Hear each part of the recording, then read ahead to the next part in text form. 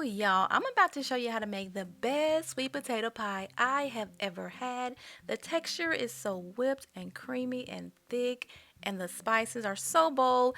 And of course, it's really easy to make. Let's go. Okay, so I'm going to pour my roasted sweet potatoes into a large bowl here. Break it up just a little bit. All right, so next I'm going to add in some melted butter. Go ahead and stir that butter in. And my lighting is a bit off, you guys. I'm trying this new light bulb. I ain't doing it no more. Don't like it. Okay, so that butter is all mixed in. Here's how it look. I love that color, so pretty. Okay, so now I have me a big old bowl of sugar because this pie is sweet. I'm gonna add in a little bit of flour because I like a little flour in my pie. All right, next I'm gonna add in a whole bunch of spices. Lots of cinnamon, clove, nutmeg, no ginger this time, but it has a lot of clove and I love that. Normally I just add like a pinch of clove, but honey, I'm gonna start amping it up and I love that taste. All right, so go ahead and just mix in your sugar and stuff with your sweet potatoes.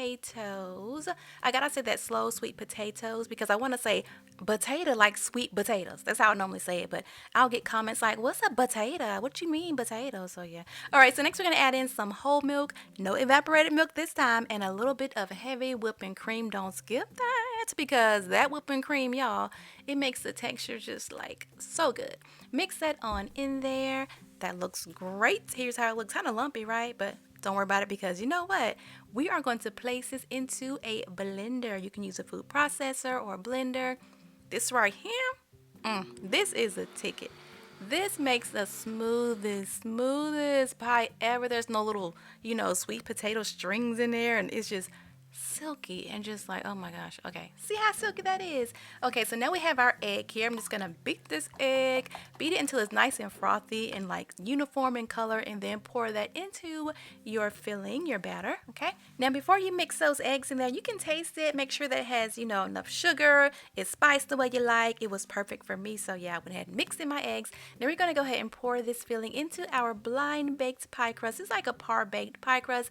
I did this pie crust recipe last week, so yeah, go check that out. And I'll also put instructions on how to prepare the crust before you put the filling in. Dump that filling in and smooth it out. Get it nice and smooth. I love that this pie never splits on me. It never cracks. It's just like so perfect. We're going to bake it 350 for about 45 to 50 minutes. When it comes out of the oven, here is how it will look. You're going to let it cool off for about 1 to 2 hours. I know it ain't time to eat it yet at all. Okay, let it cool off completely. And then once it has cooled off, you're going to cover it and you're going to put it in the fridge for about 3 hours or overnight. It has to set up. It has to get that perfect texture, but it is so worth the wait. You're going to be glad that you took that time to let it sit overnight.